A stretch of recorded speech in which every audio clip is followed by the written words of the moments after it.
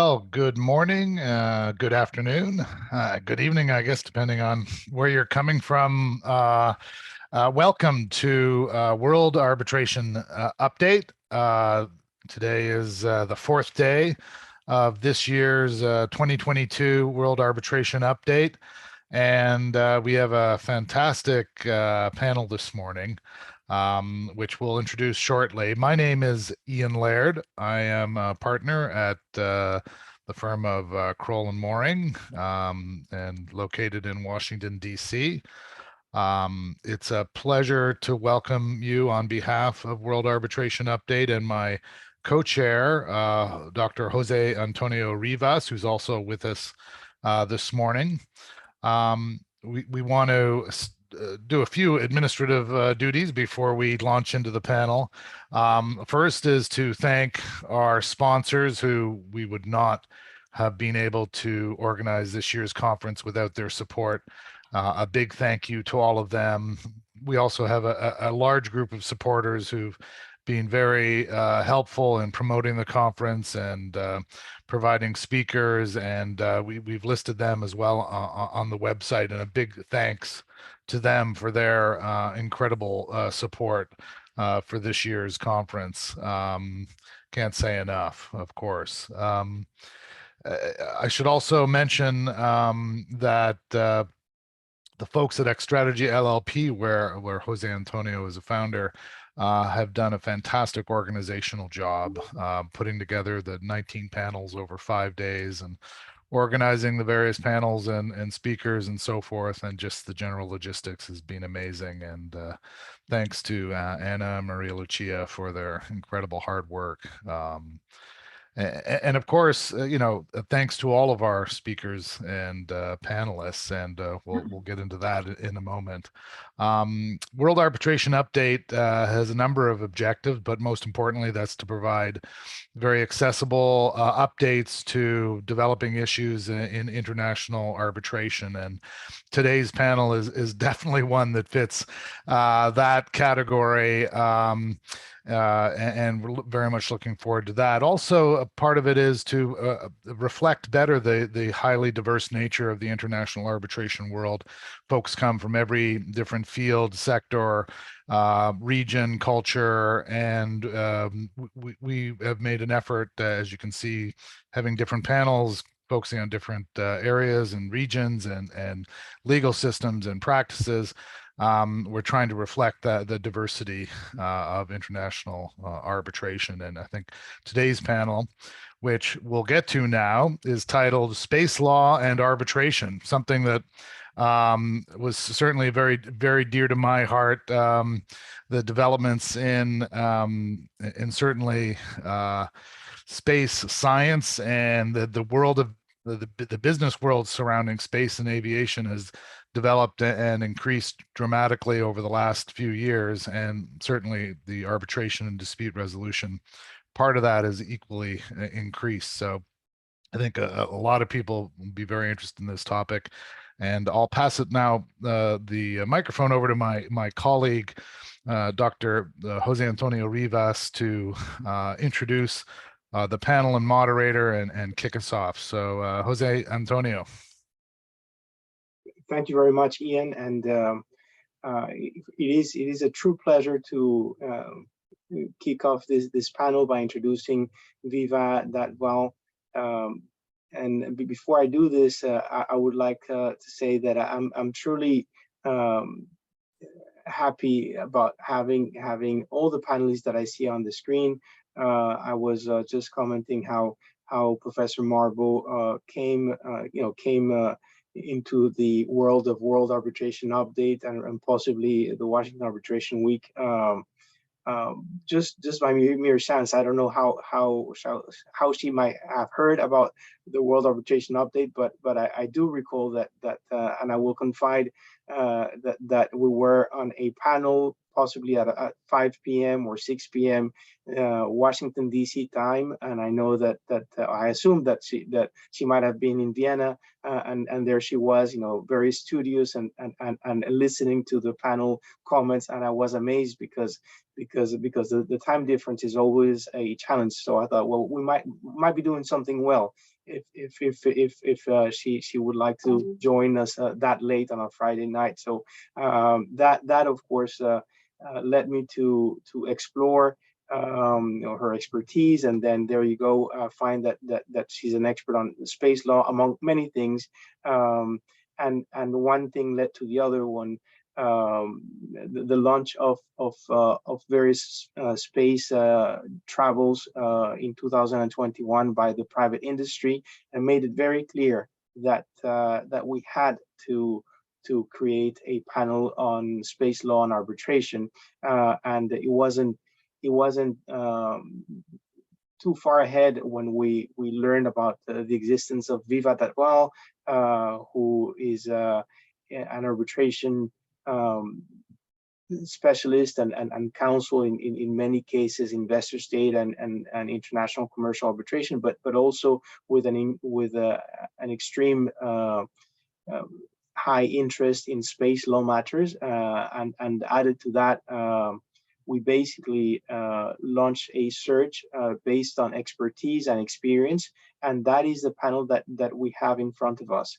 I won't go into everyone's bio because that is Viva's thunder, but I would like to say thank you because in the process of drafting the blurb, of curating the program for this specific panel, I've had the chance of getting closer to space law. And I'm a firm believer that if you have strong basis and structure in public international law on sources and state responsibility, you should be able to jump into the theme with, of course, study and perseverance, and learn about space law as well. This is, I must say, not a new topic, even though for many of us it may be. This is not a new topic.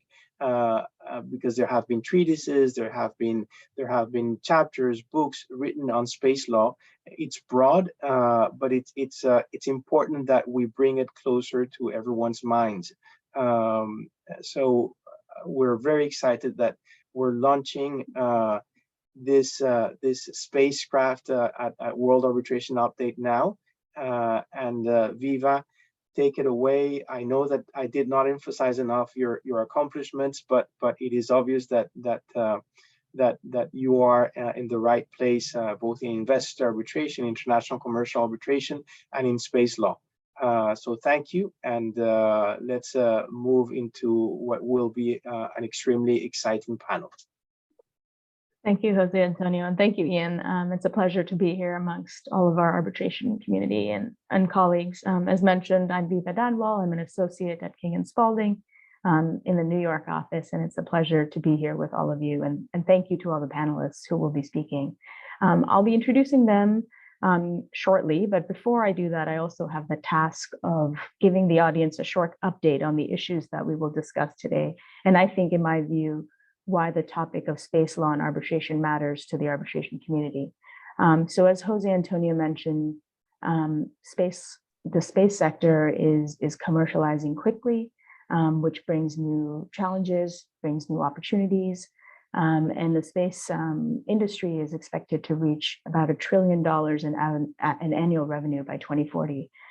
So whereas once upon a time, space actors were where state actors, were the only real driving forces behind the development of the space sector, we're now having the introduction of private actors. And this evolution is likely to result in a change in the existing and an increase perhaps in the existing types of space disputes. They're likely to generate new types of disputes. And this change is also likely to impact the ways in which such disputes are resolved and the topics that come up in disputes themselves. Now, since the World Arbitration Update has never held a session on this topic, my update is really 3 reasons why this topic matters for this arbitration community. And I group that into 3 different buckets. The first bucket, why the arbitration community should care about this topic, is to ensure that we can offer effective dispute resolution services to the users that are in the space industry. As a practitioner, as a researcher, I can say with some confidence that the number of space-related disputes is increasing. And out of these disputes currently, and I think we will hear more about this, disputes in the satellite sector are dominating currently. These disputes include launch and delivery of satellites into orbit, disputes involving regulatory measures and policies, disputes stemming from technical failures in space, lease of satellite capacity. Those are just a few topics. And the majority of these disputes are also between commercial parties at the moment. And perhaps unsurprisingly, these disputes are actually being resolved in arbitral institutions that we're so familiar with, including the ICC, the ICDR, the LCIA, and so on. So I think that that's the first reason we want to be able to service the space industry, and this is a reason to care about this topic. The second reason why I think it's important to care about the intersection of space and arbitration is so that we can promote the rule of law in outer space. And as an example, I will give you, and this is by no means the only example, last year, Russia conducted what is called an anti-satellite test that created space debris that threatened to collide with other objects in Earth's orbit, including the International Space Station, including Starlink satellites. And this is not the first time. Other countries have similarly done that, including China, India, United States.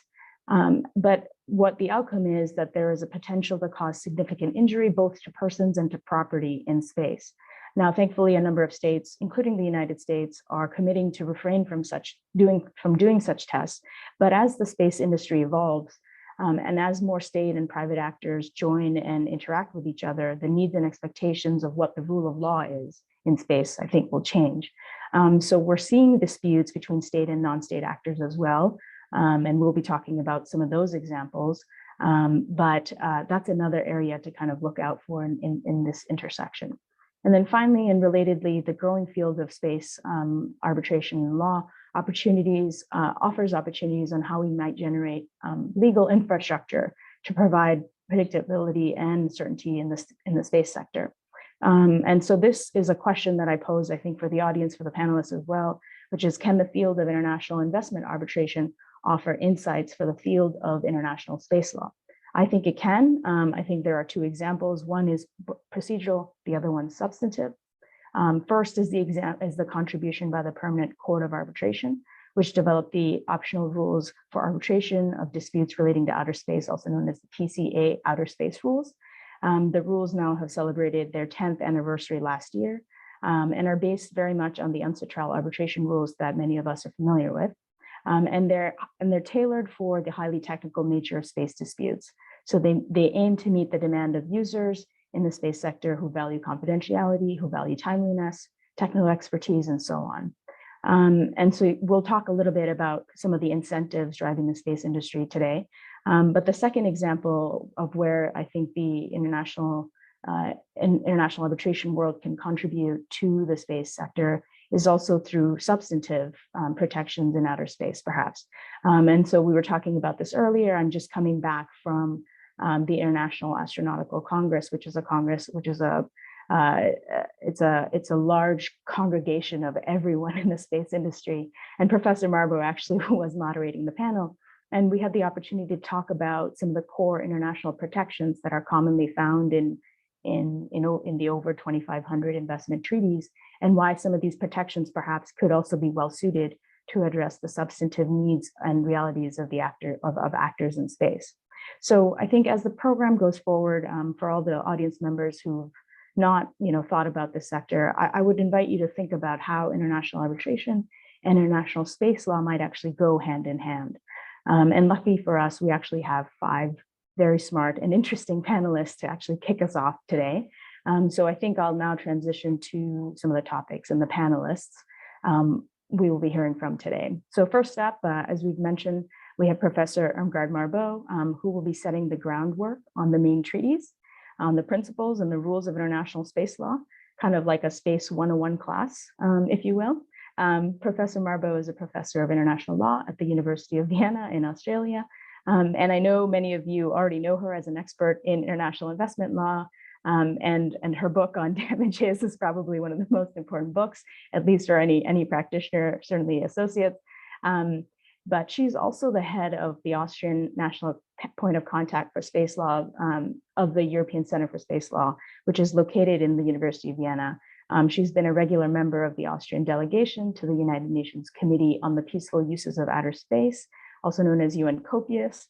She was the chair of the working group on national space legislation of the UN COPIUS legal subcommittee, and she has published numerous articles and books on space law in addition to arbitration. And the latest one received the 2022 International Academy of Astronautics Social Sciences Book Award, which is called Legal Aspects of Planetary Defense. And actually, if you've been tracking the news, we've actually had some examples of planetary defense happening in the space sector. So welcome, Professor Marbo, and thank you for joining us. We also next have Werner Eiskens, who will be giving us an overview of the existing areas of space-related disputes and where we can see new disputes be expected to arise in the future. Werner is a partner at Crowell Moring's International Dispute Resolution Group. He has almost 30 years of experience in commercial litigation, mostly in matters with international settings with a strong focus on arbitration. He's conducted numerous arbitrations in institutions around the world, including institutions where many space disputes are resolved. So we'll have to ask you, Werner, at some point if you've worked on those. But including the ICC, CEPANI, which is the Belgian Arbitration Center, before the LCIA, ICSID, SIAC, and he also regularly sits as an arbitrator. He holds a graduate degree in air and space law from the Free University of Brussels.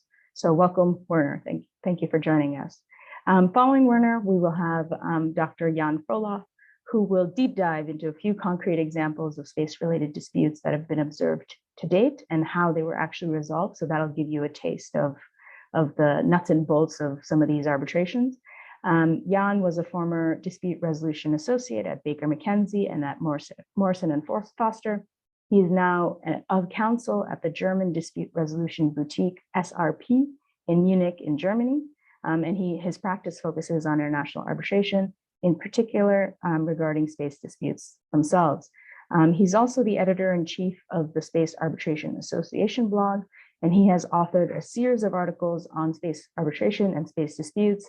And if any of you want a primer on the topic, his article, Arbitration in Space Disputes, is one to look out for. It was #1 most read article for 2 months in Arbitration International's top 5 list of most read articles, and remained in the top 5 list for a few months after that. So check out that article. Next, we will explore an example of future space-related disputes that test the limits of the type of disputes that can be resolved through arbitration, right?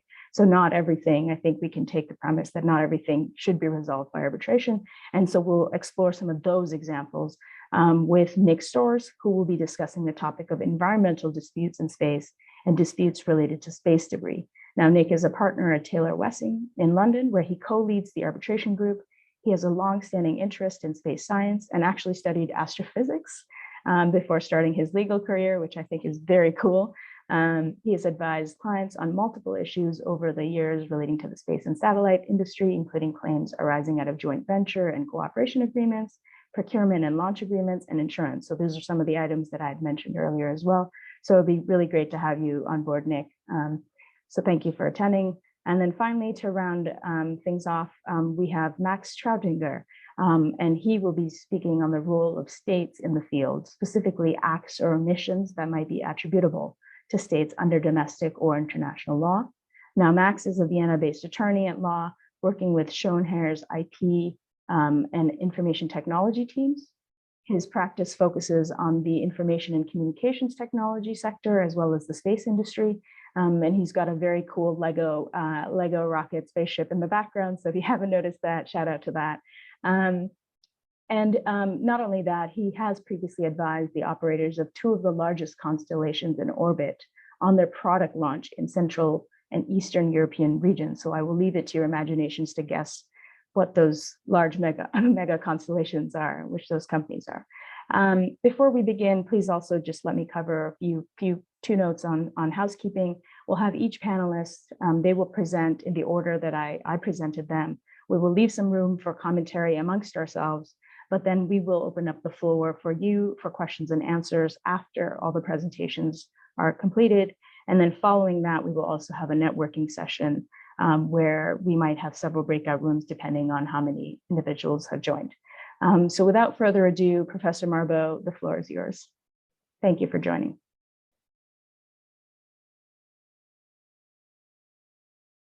Yes, thank you very much for this very kind introduction. It's a great pleasure and honor to be here with you today, connected via Zoom and still having a discussion on a very fascinating topic, namely space arbitration or space dispute settlement. And so this brings me directly to my role, that I should set the scene somehow to the legal framework, main treaties on space law. And I will try to share my presentation here. Yes, which I was assigned by Viva, and thank you very much really for this excellent preparation of this panel. And so my role will be the main treaties, principles and rules of international space law relevant to dispute settlement. So I narrowed it a bit down and not to be too broad. So what is really relevant in the treaties and principles and rules of international space law? First of all, when we talk about treaties, it is evident that we are talking about public international law. And this explains already this state-centered legal framework. So it is addressed to states primarily. Later, we have seen privatization, commercialization, but this started only around the 2000s. So the last 20 years, we have seen that, but you see the treaties are much older. They came from the 60s and 70s.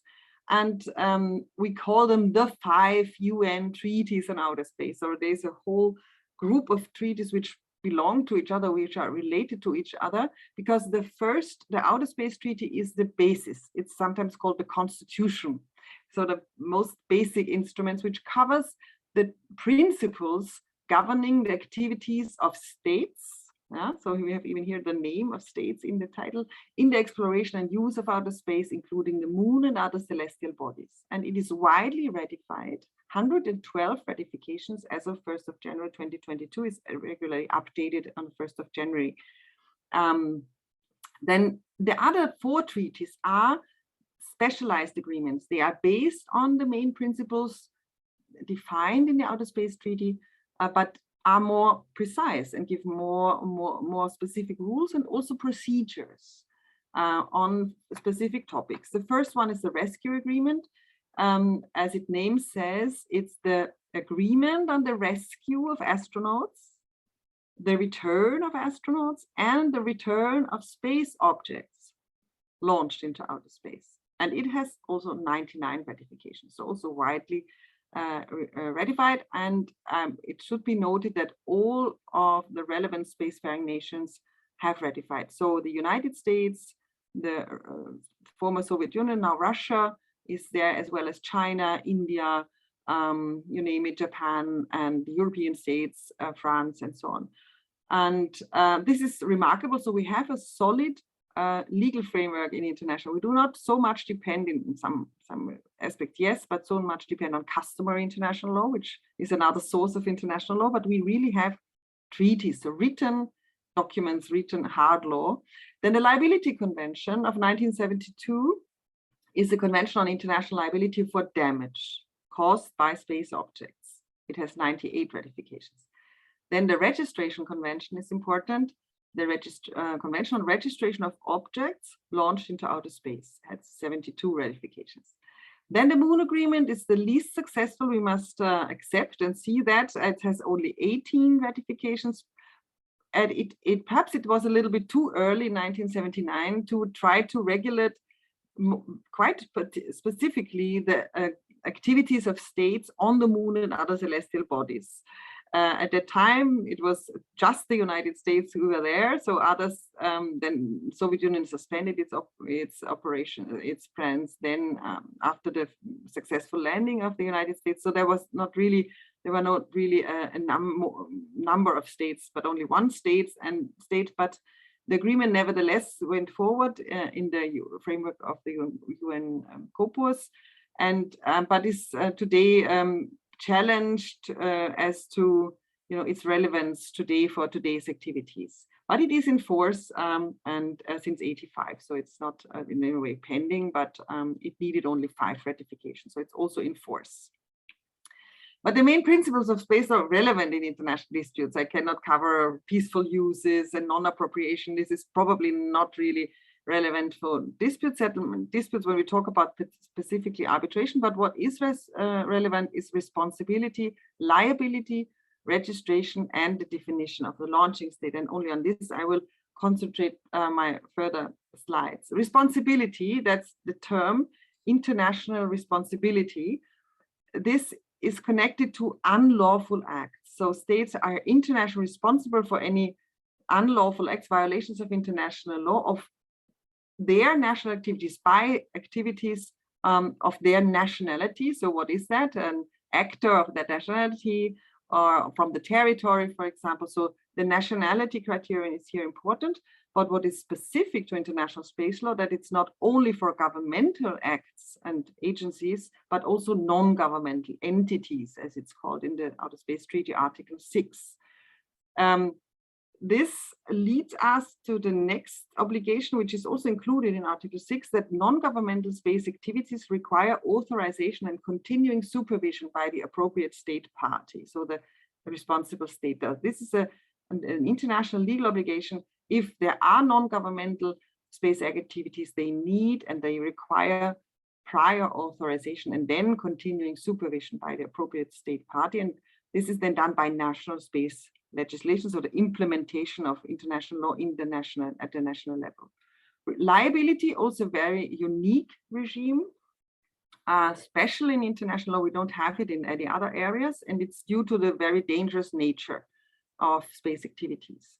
And the treaties are very strict, the treaty particular liability, and it's based on our Article 7 of the Outer Space Treaty, which provides the principle, but we have more specific rules than in Article 2 and 3 of the Liability Convention, namely that liability is absolute for damage on Earth and aircraft in flight, and liability is based on fault for damage caused in outer space. So by collisions of 2 space objects in outer space, we do have fault liability, otherwise absolute liability. Registration is important because it creates the link between the space object and the liable state. And this is also perhaps the reason why we have a little less ratifications of the Registration Convention, because it's a declaration actually of states that they are liable for this particular, not only they are responsible for other channels, but if they register, they are certainly one of the liable states if something happens, if damage is caused. So the Registration Convention says, and also our Outer Space Treaty is the basis for this, that they have the obligation to register space objects for which they are the launching state. We will see who is the launching state, but there are then necessary 2 different registrations, namely national registration in the National Register, which has to be established, and international registration with the UN Office of Outer Space Affairs, which is located in Vienna. It receives the international registration on behalf of the UN Secretary General, because she is named in the Registration Convention. Jurisdiction is registration is important for jurisdiction and control of the space object. So we have this twofold registration. And here now the definition of the launching state, it can mean up to 4 different states. And this is because the definition of liability convention and registration convention are the same, are identical, and define the launching state as a state which launches or procures the launching of the space object, or a state from whose territory or facility a space object is launched. So if we calculate launches, procures the launch, territory and facility, we have up to 4 potential launching states. So which are all of them jointly and severally liable, but only one can register a space object, which creates sometimes the problems. But this is really important to know and to understand international space law. I have already used up all my time, so I will only really rush through my slides on dispute settlement. generally, states are called to resolve the disputes peacefully and using various methods of dispute settlements as they are enumerated in Article 33 of the UN Charter. But there are specific rules on dispute settlement in the Liability Convention, which provides for the establishment of a specific claims commission. There are the procedures and so on are also included. But there's also the possibility of arbitration, either between states or between states and non-state entities. So that's the criteria. We know this also from other areas, the arbitration between states and non-state actors. It requires consent by all disputing parties, and there are these optional rules now for 10 years now, the arbitration of disputes relating to outer space activities of the Permanent Court of Arbitration. I cannot go into more details. If there are questions, perhaps we can go later into the details of the Liability Convention. It's an interstate mechanism, and you need to follow certain rules. The Commission is, however, not leading directly to a binding result. There's first the idea that the decision of the Commission shall be final and binding if the parties have so agreed. Otherwise, the Commission shall render final and recommendatory award, which the parties shall consider in good faith. And the Commission, but also shall state the reasons as it's we know it from arbitral awards for its decision or an award. So these are the main, really most basic principles of space law relating to dispute settlement. Thank you very much. Thank you, Professor. And I know because we are short on time, and part of that is my own fault. If you could give an example just of how the system works with dispute and compensation and how a dispute might be resolved, I think that would be helpful. It might summarize some of the slides that you have shared already. Yes, I mean, we have a very old but very important case of the 70s. It was the Cosmos incident, when Soviet satellite crashed on Canadian territory in 1978. And this satellite contained a nuclear reactor, which created, and the impact created radioactive pollution over a very wide area of the territory of Canada. So the damage in this case consisted in very high cleanup costs. So this was is still a textbook case of a liability of a launching state. The space object was Soviet, and also the Soviet Union conceded, yes, that is our satellite, actually wanted to have it back quickly. So the rescue and return agreement principle was also invoked. But the claim was then put by Canada. It requested 6 million Canadian dollars for cleanup costs, but in the negotiations was not the Claims Commission, which was established. But they said, well, it was at the same time, we don't need it. We will resolve our dispute by negotiation. And apparently it was okay for Canada that Soviet Union paid 3 million Canadian dollars. It was a little bit a compromise because Soviet Union requested also to help in the rescue and to save some money. But Canada said, well, no, we do the cleanup ourselves, and accept the reduced payment of only 3 million Canadian dollars. So this is the textbook case, which also, let's say, confirmed the principle of liability of the launching state for damage caused by a space object. Thank you for that example. And I'll open the floor to anyone else here who has, just within the panelists, sorry, if there are any other questions for Professor Marbo, and then we will move to the next presentation. Professor, can you maybe elaborate on how states can accept the decision of a claims commission as binding? Yes, thank you very much. I mean, generally, the general rules would say, well, after the occurrence of dispute, the disputing parties can always agree on such dispute settlement rule and accept it as binding, the result. But the liability convention is forward-looking and wise in making it possible that already at the moment when states ratify the agreement, the liability convention, they declare the acceptance of the claims commission as binding. So it's a unilateral declaration, as a little bit as we know it from the International Court of Justice, for example, that the states unilaterally declare to be bound by the decision of this dispute settlement body. And we have done a research how many states have done so. The list is Austria, Canada, Denmark, Ireland, New Zealand, Norway, Sweden, and the Netherlands. They have made such a declaration. So for them, the result will be binding, but only with respect to states who have also made this declaration. But an ad hoc declaration is also possible. It's of course also possible, but always much more difficult because then a dispute has already arisen.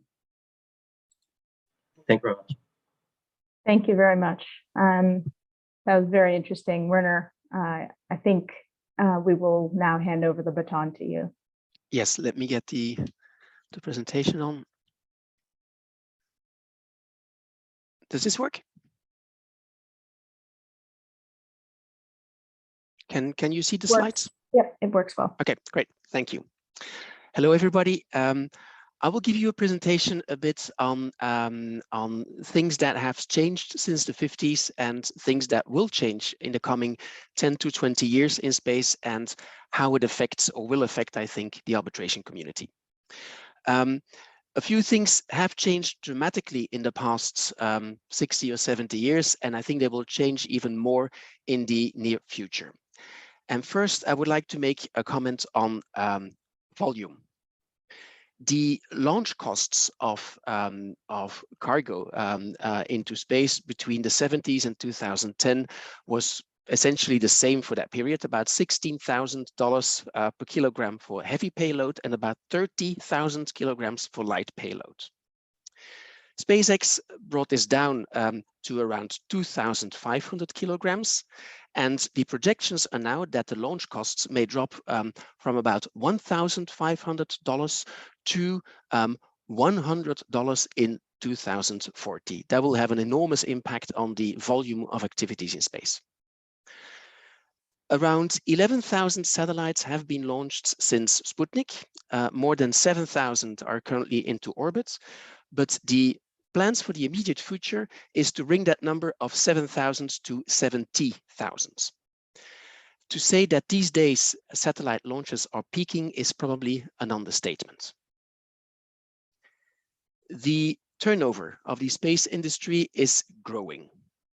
Since 2009, it grew from about $2015 billion to about $450 billion.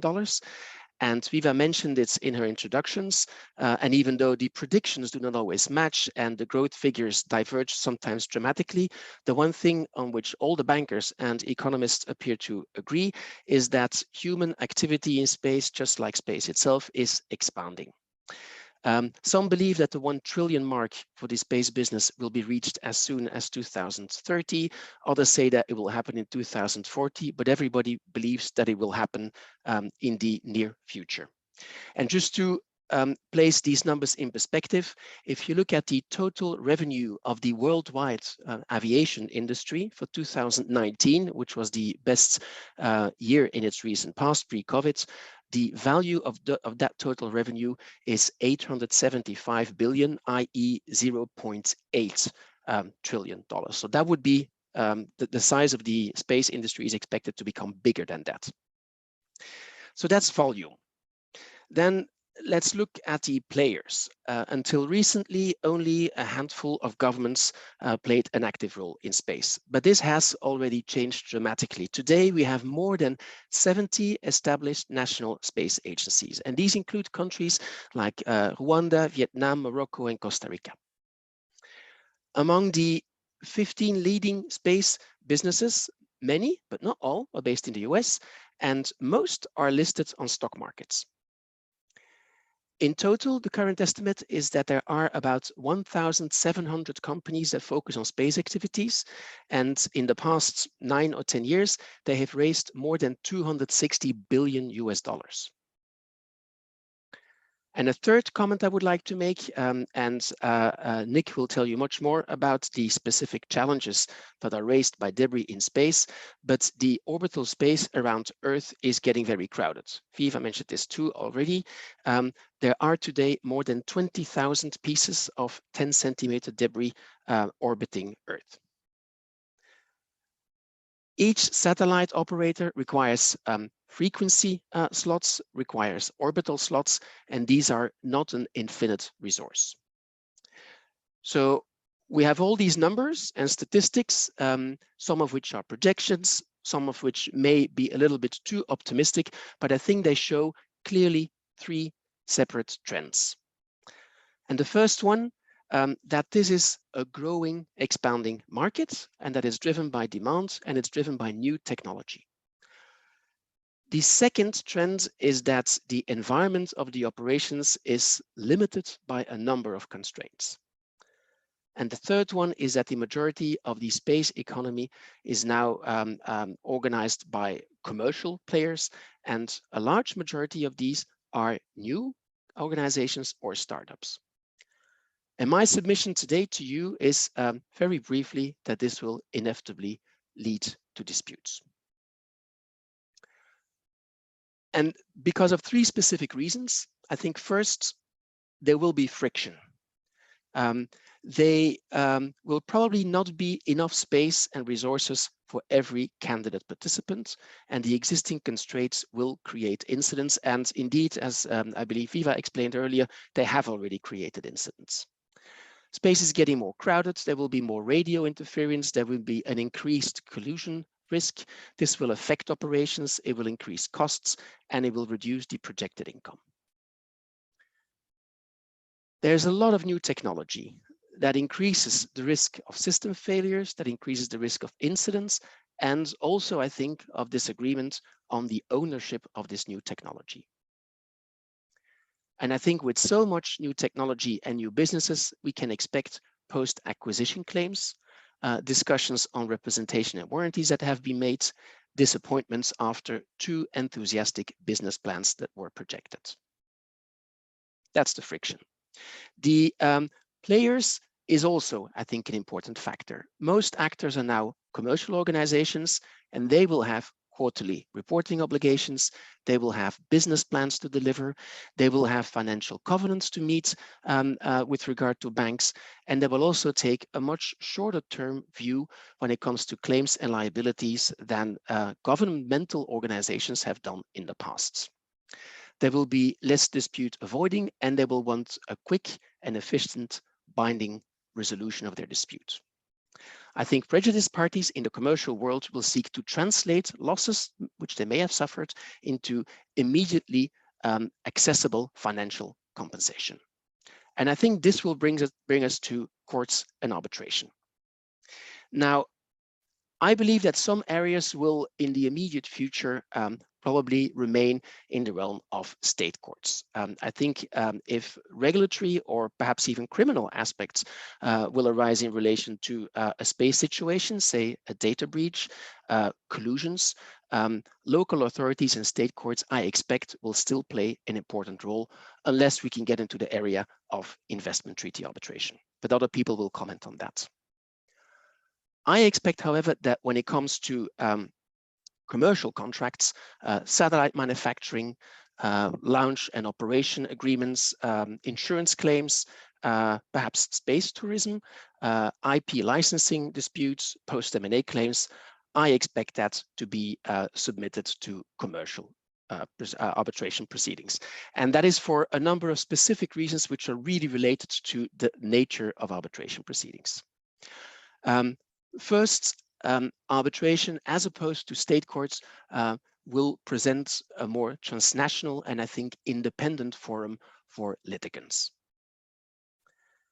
Second, and I think we should not underestimate this, if we look at the spread of space agencies, the proceedings before arbitration tribunals can of course be conducted in any chosen language. That is not the case for state courts.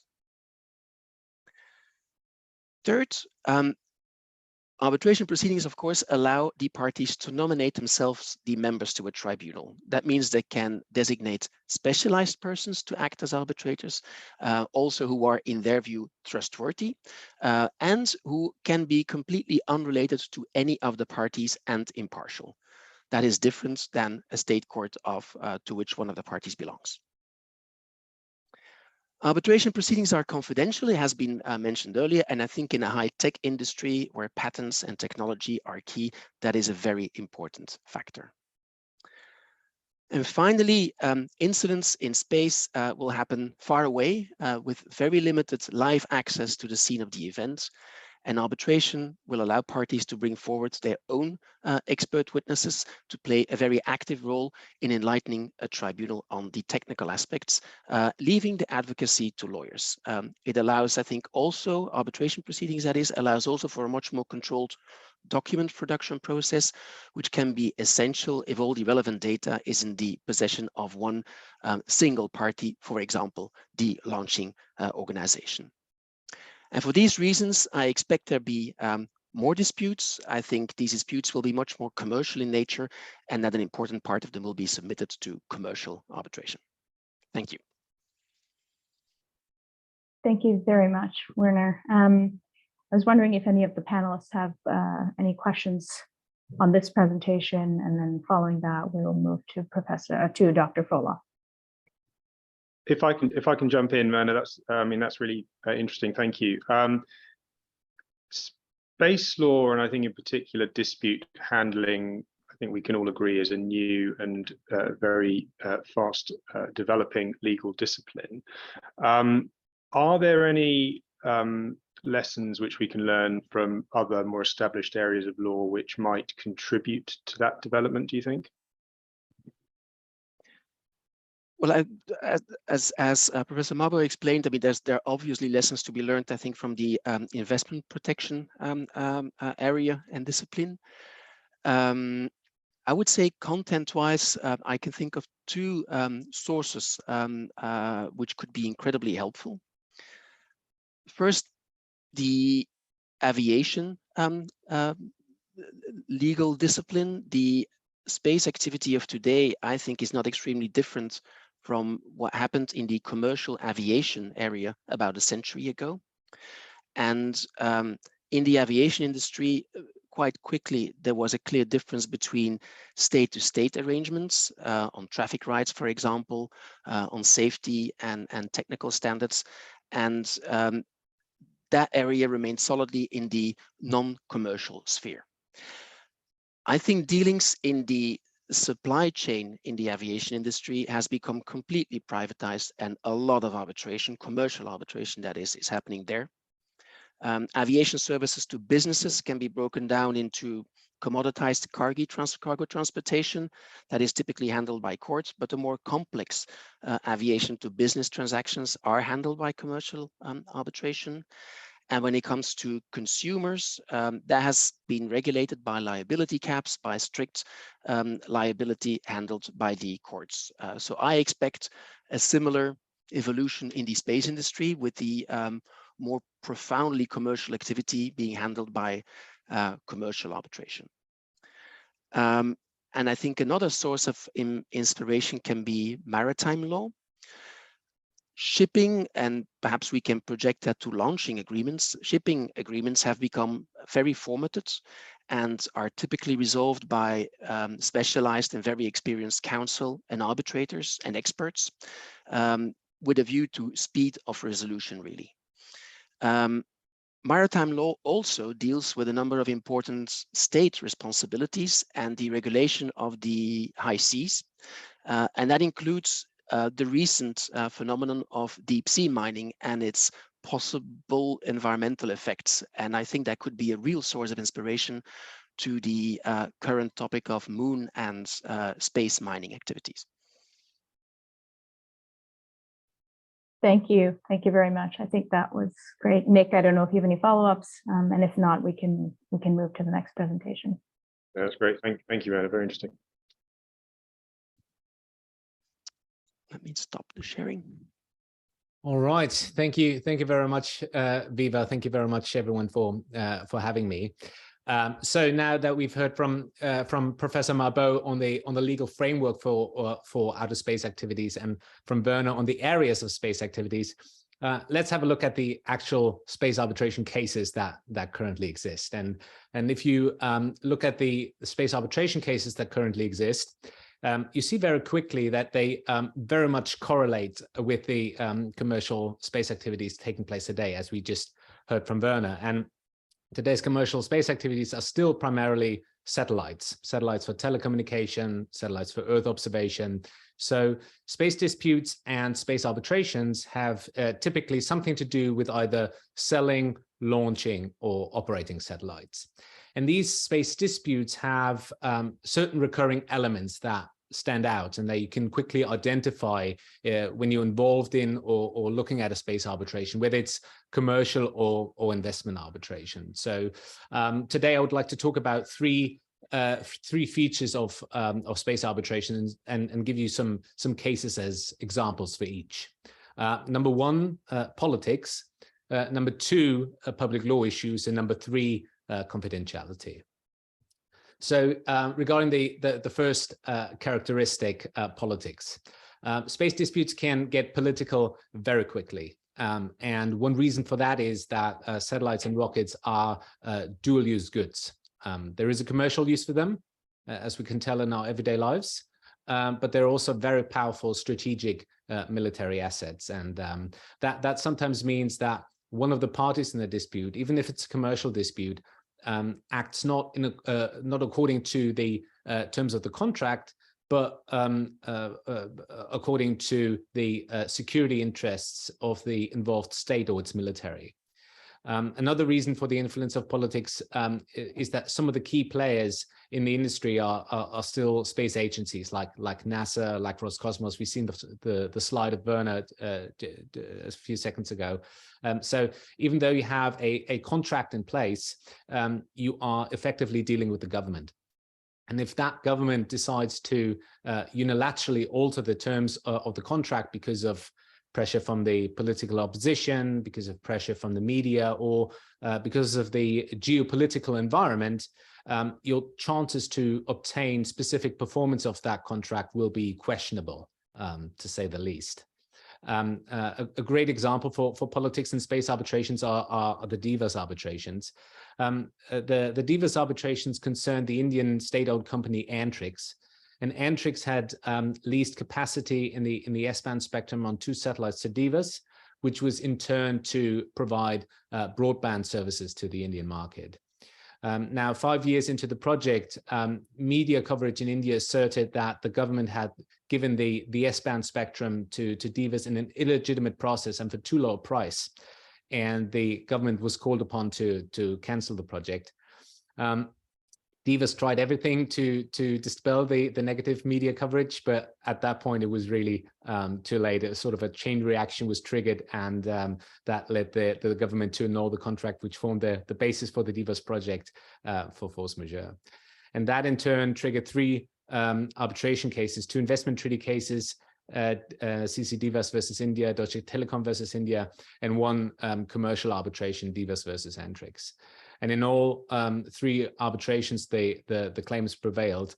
The Divas saga is still continuing. There's a lot more to be said about it. Unfortunately, I don't have the time to do that today. That's for another day. But the Divas arbitrations are really a prime example for how things can go south in a space dispute if the government feels pressure to act. The second key characteristic of space arbitrations are public law issues.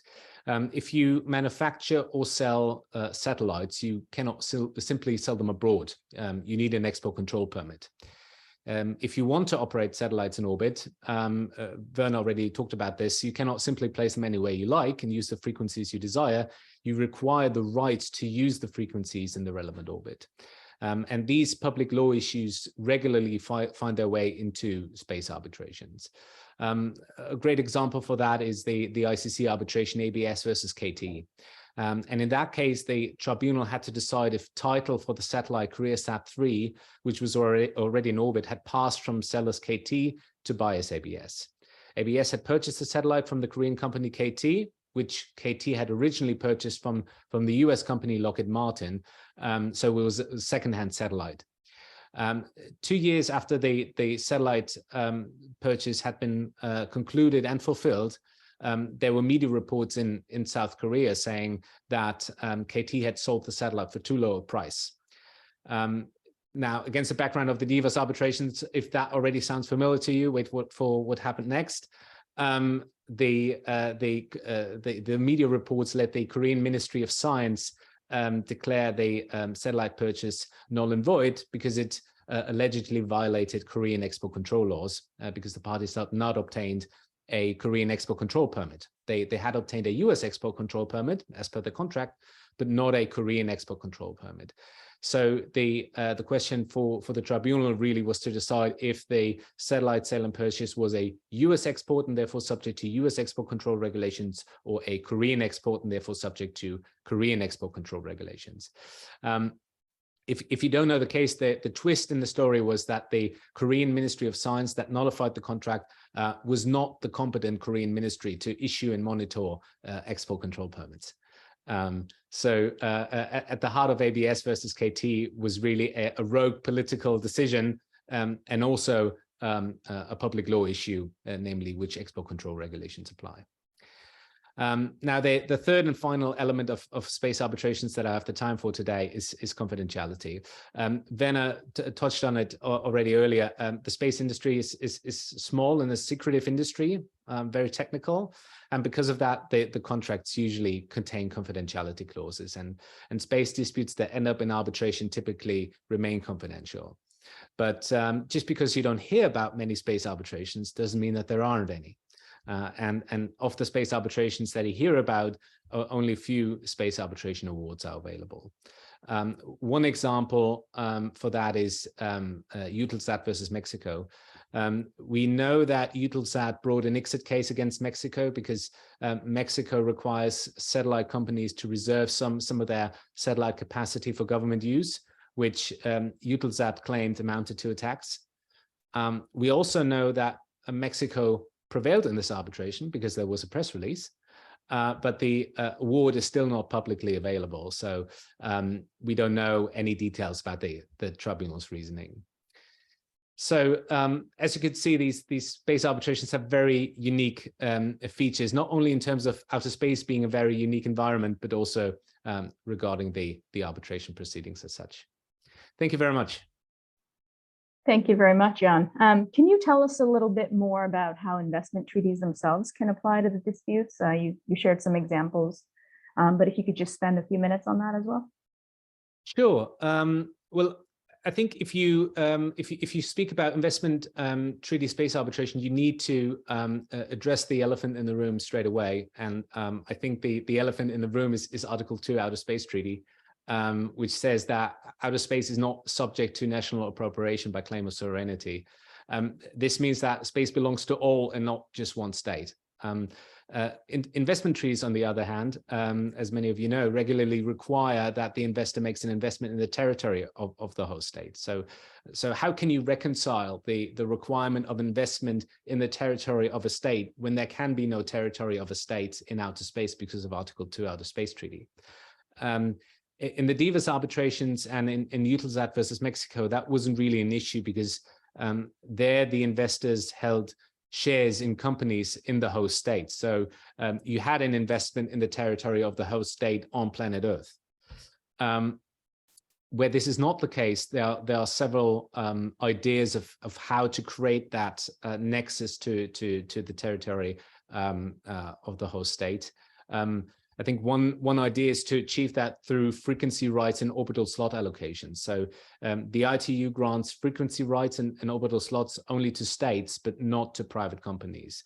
The states can then allocate the frequency and orbital slot usage rights to private companies. And the idea here is that such an allocation amounts to an investment in the territory of that state. Another idea is to derive the territorial nexus from the fact that launching states maintain jurisdiction and control over the objects they have launched into outer space pursuant to Article 8 Outer Space Treaty. We've heard earlier from Professor Mabo that launching states need to register the objects they launch into outer space. And here the idea is that the entry of the space object in the registry amounts to an investment in the territory of the state making the registration. So these are some concepts to create that necessary territorial nexus in spite of Article 2 Outer Space Treaty. But I think it's important to bear in mind that these concepts, as interesting as they are, to my knowledge, have not been tested in practice yet. So it very much remains to be seen if an arbitral tribunal agrees. Thank you very much. I think that was very interesting. Thank you. Response to some of the jurisdictional objections that might be raised in outer space. And with that, we'll move to the next presenter, Nick, if you could take it away. Thank you. That's great. And listen, thanks everyone. And it's absolute pleasure and a privilege to be here. So I'm going to take this part of the session to talk a little bit about space debris, the impact that space debris has on the industry, some of the legislative and regulatory solutions to that, and what might be needed to safeguard the environment in outer space. But as a starting point, I think it's important to set out the nature and, to some extent at least, the scale of the problem.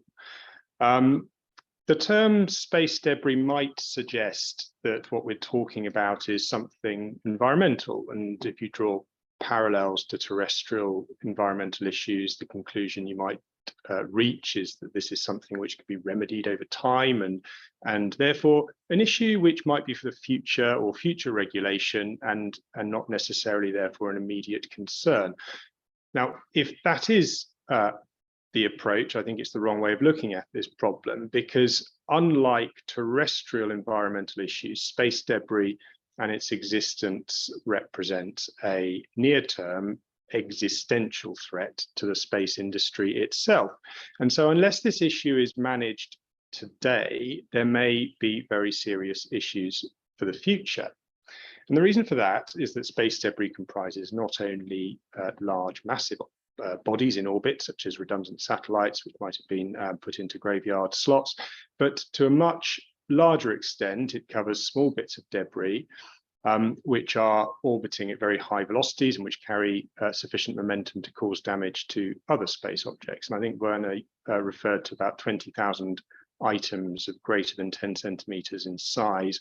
I've seen statistics putting that number a little bit higher at over 30,000. But there are then also approximately 1 million objects between 1 centimeter and 10 centimeters in orbit. And the statistic I have is something approaching 130 million objects between 1 millimeter and 1 centimeter in size. And whether or not those statistics are accurate, I think they do at least illustrate the problem. And the problem then is that that debris, which sits in orbital clouds, mostly near to Earth, but also a little further away, is that debris creates more debris through collisions. I'm not going to go into that, but that's known as the Kessler syndrome. But what that all means is you have a very large number of high velocity projectiles, which are necessarily a hazard to telecommunications satellites, space stations, and of course, future manned missions. And the more of this stuff there is, the greater that threat becomes. And then without being too alarmist about this, that creates a commercial challenge in developing the space industry. The existence of space debris not only threatens mission success, but also puts potential constraints, at least around funding and commercial viability of exploitation by, for example, making insurance more expensive, which in turn may affect levels of investment. So the reason I go through all of that is that to illustrate that this is a real issue and one which has the potential of threatening the industry itself. But what it does mean is that there is an industry self-interest in ensuring this issue is managed. And we'll come on to a bit of that in a moment as to how that works. But the question that I think has been put to me in the context of this talk is, well, who is liable for the damage caused by this space debris? And for this, I'm going to focus purely on outer space collisions. I think Professor Marbo talked a little bit about damage which is caused on Earth. I think we talked about the Canada and the Russia case. But I want to look at outer space collisions and how that is regulated and managed. Now, we heard a little bit earlier from Professor Marbo's talk that damage caused by objects in outer space is principally governed by the Liability Convention, and that, in summary, provides that liability for damage caused by a space object is attributable to its launch state, but where there can be shown to be fault. And in other words, you first have to establish to which state the bit of debris belongs, and then you have to establish whether there is fault. And if you do it in that way, you suddenly see the problem that arises with liability attribution. Firstly, you have the immense difficulty in establishing to which state a particular item of debris belongs. That may be possible in some cases, but clearly not in most, if you look at the number of items which are predicted to be out there. Second, you have to show fault, which in the context of orbiting space debris presents some very serious difficulties. And so when you look at it in that way, the current liability framework does not have an effective enforcement mechanism, I don't think, which can be said to encourage space debris management and to ensure there is suitable redress for those experiencing the effects of space debris collisions. So what is there to support effective management? Well, this session is about arbitration in space and how arbitration can support the resolution of disputes involving the space sector. And as I just explained, the space debris problem does not really have an effective liability framework. And so you don't really get to the question of how does arbitration help at this stage, at least. The current way that space debris is managed, in practice at least, is through interagency cooperation. And there are guidelines which the parties by and large adhere to, which provide a cooperation framework for how space debris and its impacts are to be dealt with. Two sets. There's the Interagency Space Debris Coordination Committee guidelines, and the UN Office of Outer Space Affairs also has guidelines. And what these guidelines try to do is set some basic standards and objectives. And in the case of the IADC guidelines, for example, also defines zones and areas of particular importance to ensure particular considerations given during mission planning to issues which might have a greater impact on the use of particular orbital locations. But the great difficulty is that there is no obvious enforcement mechanism. And what that means is that the issue of space debris management is for the most part self-regulated. And it is ultimately the industry itself which is ensuring that space debris is managed appropriately. That's undoubtedly quite a powerful motivator. But it does, I think, seem to me at least that some degree of enforceable commitment is going to be needed to ensure that issues attributable to the increasing levels of space debris are going to be managed effectively as the industry grows. And in that context, arbitration may well have a role if this issue can be looked at through the lens of new binding commitments. And space debris, I think, to some extent at least, has many parallels with climate change, where it is difficult to attribute liability to a single person or state, but where there are international accepted standards which have been codified. And when it comes to enforcing those commitments, and you take, for example, the Paris Agreement, that agreement makes provision for arbitration to be adopted as a means of resolving disagreements. And so I will end at least this brief presentation with this thought, that while there's no current system, I don't think, for dealing effectively with issues relating to space debris, there is a case for international agreement on binding commitments relating to debris management, and that could be supported by an arbitral regime to police or at least encourage compliance and cooperation, and to safeguard the space environment for future generations. I expect my time is up, so I'm going to pause there. Thank you very much, Nick. That was very interesting indeed. I don't know if any of the other panelists have questions for Nick. Yeah, thank you, Nick, for the presentation. It was very interesting.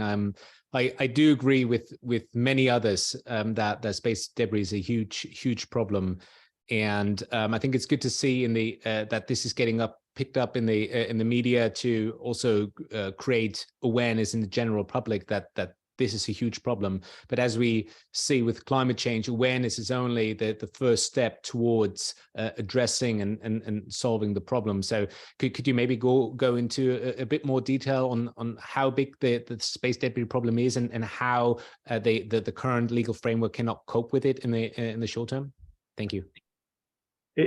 And actually focusing in there is really interesting, because what you currently have is a framework, as I say, of self-regulation and self-interest, which is driving best practice.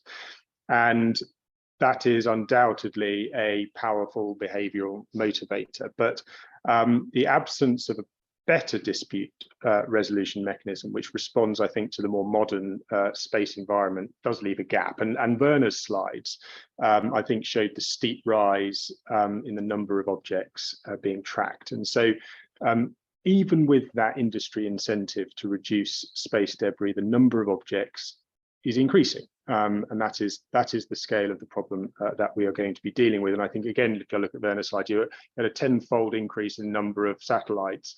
If you multiply that up by the number of bits of debris, you can see that it can increase exponentially. There is then also the separate issue, which I think maybe you touched on right at the start, which I think needs to be considered alongside this problem, which is the militarization of space. Now that's a huge topic in itself, and I'm not going to go into it, but it does cry out for an international discussion on how space debris is to be dealt with, including in the military context. Thank you. If there's time, I can ask you one more question, Nick. Perhaps as a very brief introduction on the self-regulation part, something I've quietly hoped myself is that perhaps ESG in space may translate to commercial and private actors, including in their contractual relationship, contractual obligations to deal with debris. So perhaps that is something that can help in the future. I don't think that is standard or entirely standard already. But the question I had for you is, would you be able to explain a bit what your views would be on the rights of a user of, say, telecom services, and that user can no longer enjoy his or her rights because a satellite has been disturbed by debris, for example, in space? Well, that I think, and there's no easy answer to that, I don't think, Werner, but and to some extent, the ordinary answer would be to seek redress through the provider of whatever service it might be. But what it does do is highlight, I think, the very real. Your question highlights the very real world impact that this has on people. Take satellite internet services, for example, and I think this is increasingly seen as the way to deliver connectivity to very large parts of the world. And in the modern world, access to the internet is almost seen as a fundamental right or necessity. And so unless you have a framework to effectively protect that resource, which I don't think you currently have, that creates a risk which can have will have an impact on the everyday lives of people. And so whilst I don't think there's any easy answer to your question, what it does do is highlight the kind of the problem that you face for people on the ground. Thank you very much for both for those great answers to those questions. For both those questions, Max, I think you're up, and I'm being mindful of the time, and it might be that we will consolidate the Q's and A's and the networking into one session. So fret not to the audience members who are interested in asking our wonderful panelists questions. But Max, you have the floor now. Thank you. Awesome. Big thank you to you, Eva, and also the World Arbitration Update for this amazing panel. and for inviting me here. So I have the pleasure to conclude this panel with a few examples where basically Max, I'm sorry, two conflicts that Max, may ultimately need to be settled by an adjudicated process such as arbitration. Max, can you hear me? I think there's a little bit of background static. I don't know if other people are hearing it as well. I think they might be. Is it possible there's just some static as you speak? So could you try to maybe the microphone is covered? I'm not sure what could be causing it. This is better. Yes, it's already got better. A little bit better, not. Okay. Give me a second, please. I will try to find earphones for the mic.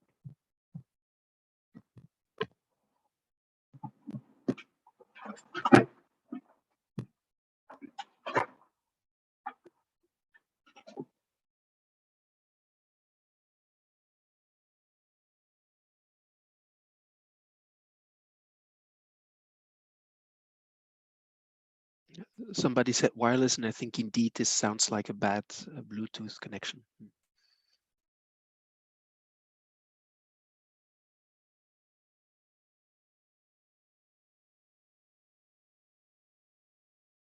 Perhaps in the meantime, I'm wondering if we take advantage of of the limited time we have together. We did receive one question. I think this we'll have to keep it short just because Max will join us, and I want to make sure we have enough time for his presentation. But as we were talking about, outer space, oh, maybe Max is back. Max, could you try again? Now we don't hear you at all.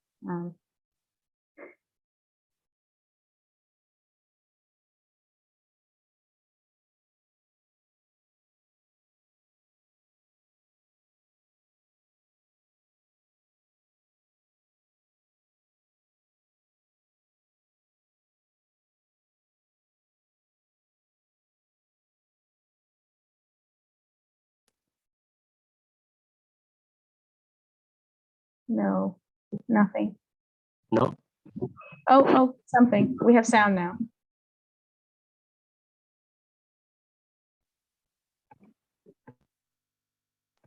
I'm so sorry.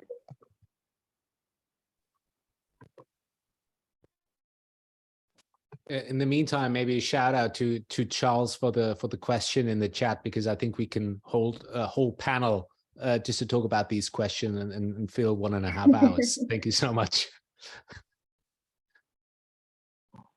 Max, I'm wondering if it's possible to dial you in via phone or something else, perhaps. I'm not sure if Maria Lucia is around. Just trying to make sure we have a chance to hear from you. Yes, I'm here. Maybe I suggest that Max can maybe send him his slides, and maybe if I share them for him, the Wi-Fi, it's better. You still can't hear me. We can hear you now. Could you say a little? It's a little bit better. It's a little bit better. Okay, that's still not good. Maybe I don't know if it's someone mentioned, but it could be a wireless issue. Maybe if you're a little bit.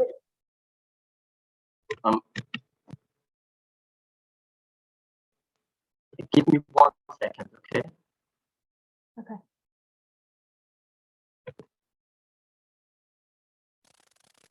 I wonder if there's a way to call him, just an old school phone.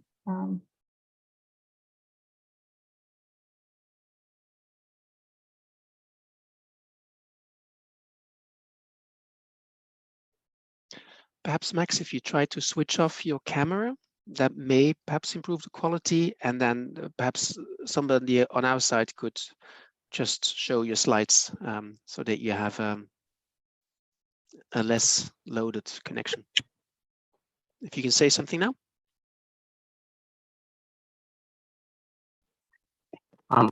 Guys, can you hear me? No.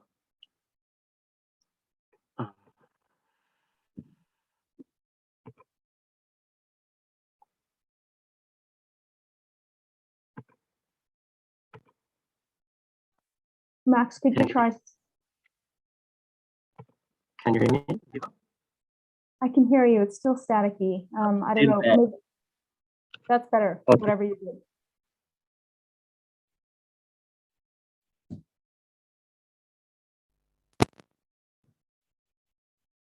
Let me maybe rejoin, because then the system maybe gets my earphone.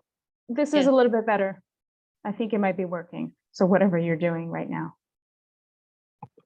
Okay. Yeah. I would try to as closely as possible to the mic. This is This is good. quite good. Okay, awesome. Sorry guys, please let me share my screen again. Are you still seeing? It went away.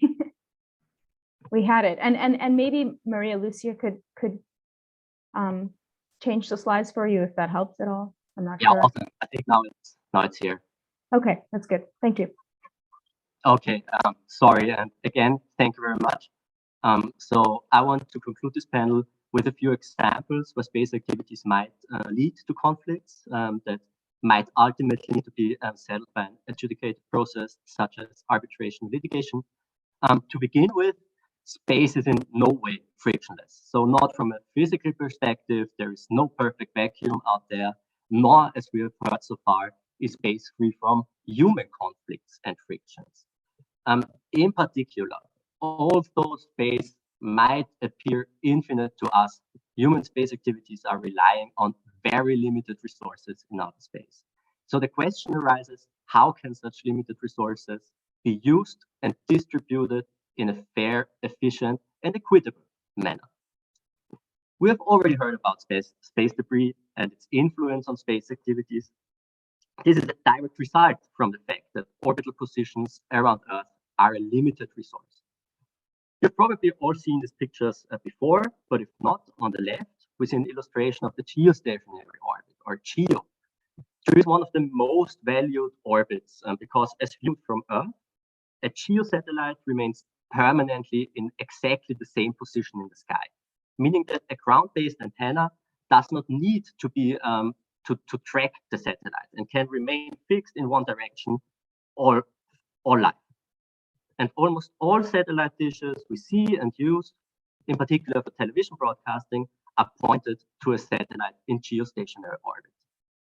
And the importance of GEO was recognized quite early by the international community, recognizing that a first come, first serve approach for allocation of slots in GEO was not suitable. And therefore, already in 1977, the ITU adopted an allotment plan for GEO, where orbital slots were reserved for specific countries. In all other orbits besides GEO, however, the first come, first served principle remains, in particular in low Earth orbit, or LEO. And this approach does not seem suitable, because we have seen already the number of satellites in LEO will explode in the next years due to the launch of multiple mega constellations such as Starlink or OneWeb. To top it all, maybe you've heard in September 2021, the Rwandan Space Agency has filed a request with the ITU to put a constellation of nearly 330,000 satellites in orbit. So future disputes for orbital position, in particular in LEO, seem inevitable. And the same applies to the use of the radio spectrum. The radio spectrum is a limited resource as well.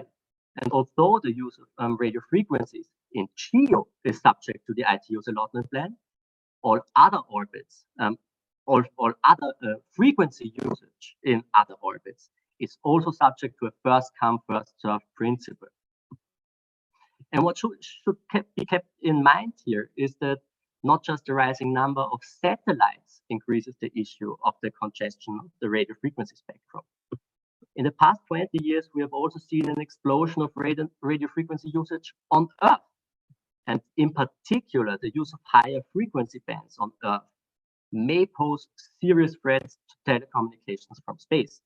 For example, in July 2022, SpaceX made public that Starlink customers would get interference about 80% of the time if the 12 gigahertz band used by the Starlink satellite were open for 5G usage on Earth.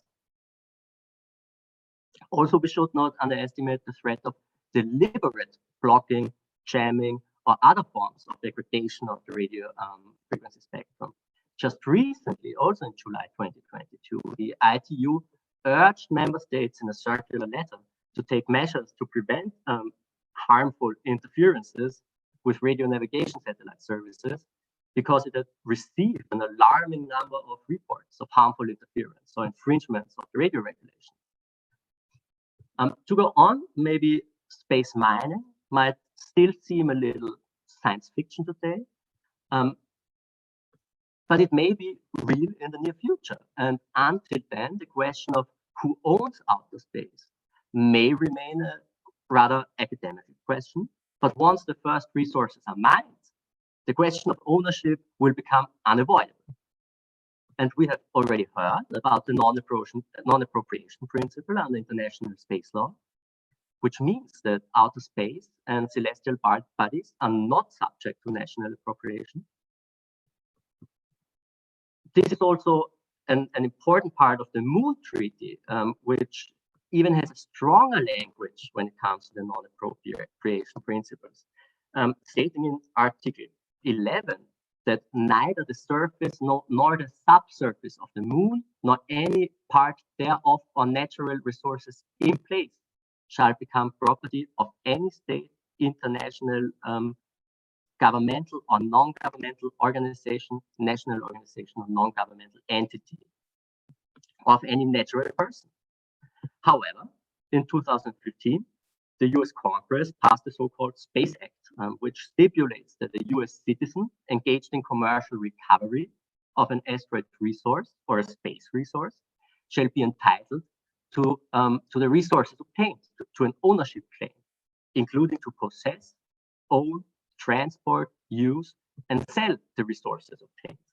A similar language was passed in Luxembourg in the Space Resources Act in 2017, and also by Japan in 2021. Therefore, ownership in space resources is a highly disputed legal question at the moment. And this sets the scene for future disputes over ownership rights by states and private entities in outer space resources. Next, I want to discuss very earthly matters, which also have a profound influence on space activities. One we have experienced ourselves in the past 2 years, for example, is the interruption of highly trusted global supply chains. And this particularly affects highly globalized industries, such as the space industry. In particular, supply chains of critical components, such as semiconductor chips, got disrupted in the last years, on which many sectors, including the space industry, heavily relies on. This mainly affects, the main effects reported by space companies were in higher prices and lead times of components, and which ultimately led to delays in programs as well as in lower revenues from booked contracts. And with the rise of the new space economy, as we call it, the number of players exploded as well. So we don't have only like it was in the old space economy, where we have state actors as the major players in the space industry. Now we have a highly diverse industry with a couple of players, and states got in the background. So they are still a customer. They still play major roles in licensing and R&D funding, but they are no longer the major player in the space economy. And another very practical example of disruption of supply chains we also saw during the war in Ukraine. For example, in March 2022, the then head of Roscosmos, Dmitry Rogozhin, halted all exports of RD-180 rocket engines, which had been used for years in the United Launch Alliance's Atlas V launcher. Fortunately, United Launch Alliance already anticipated that it might be in trouble relying on Russian parts, and so it already had replaced the RD-180 engine and bought enough engines beforehand. So this did not lead to any major launch interruptions. But also in March 2022, maybe you've heard, OneWeb was planning to launch about 36 satellites aboard a Soyuz rocket out of Baikonur. But as the satellites were already in the launch vehicle on the launch pad, Roscosmos refused to launch the satellites unless OneWeb agreed to a list of demands by the Russian government, including, for example, that the British government divests all its stake in the company. So the London-based company OneWeb refused, and the satellites were left in Russian custody, where they still are. This led to a loss of OneWeb of approximately 250 million US dollars. Finally, I want to discuss a also very actual aspect of the space economy, private investments in space. It reached an all-time high in 2021. It dropped a little in 2022, but this, it's probably due to the general market sentiment and the burst of the everything bubble, as they call it. But what is interesting here is also the number of space companies that went public. And they did not do it in the traditional way, by means of an initial public offering. Instead, they used something called a special purpose acquisition company, or a SPAC. And a SPAC is a shell company that is already listed on a stock exchange. And its sole purpose is the merger with a private company, thus making the private company public without going through the traditional initial public offering process. The main problem with SPACs is that they are subject to much less regulatory oversight and less rigorous due diligence than traditional IPOs. Moreover, critics argue that SPACs expose investors to a tremendous risk because of the uncertainty and also the conflict of interests, which are not connected to the merger with the SPAC. Furthermore, despite the growth in the number of SPACs, academic analysis shows that the investor returns on SPACs post-merger are almost uniformly negative. Maybe you've seen this yourself. A good example is Virgin Galactic, also Spire.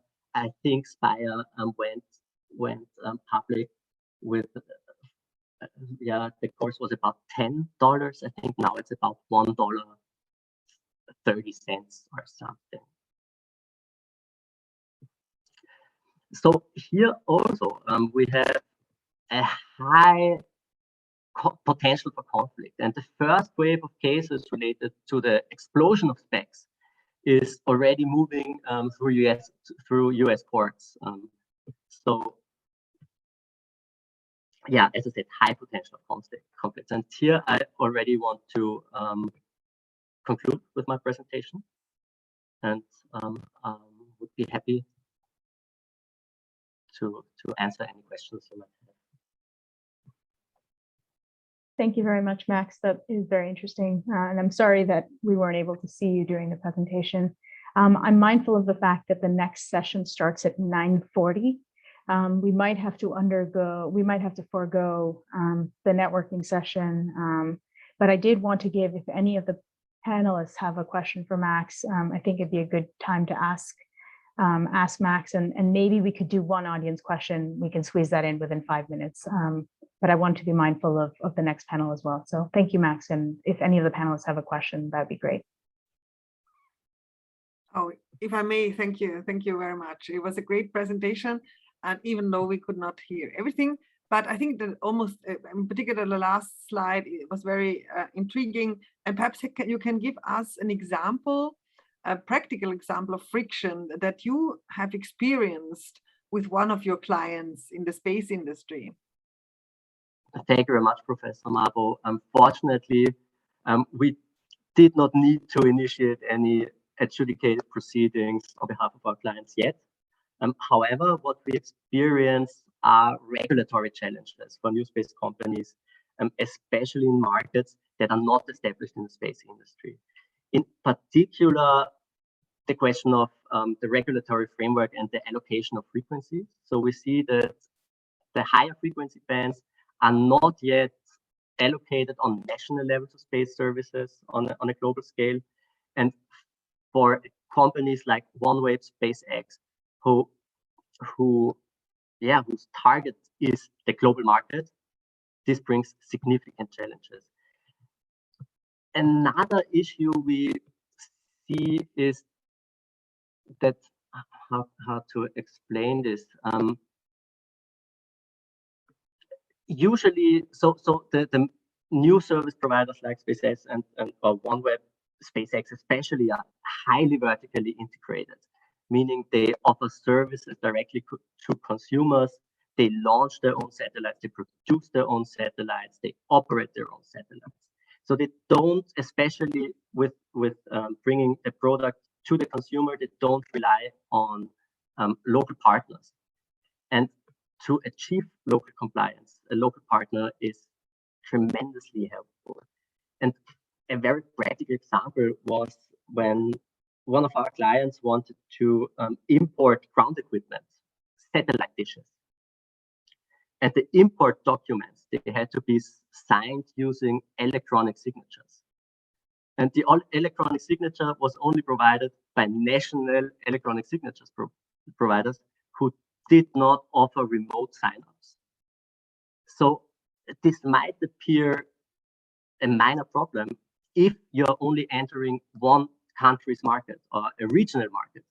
But if you want to enter the global market, then such measures, maybe serious obstacles, may even be used as a kind of indirect discrimination.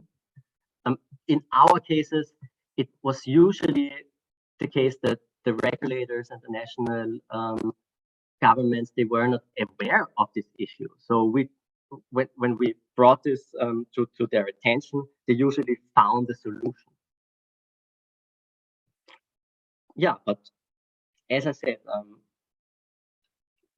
if you want to enter the global market, there are more obstacles than one might believe.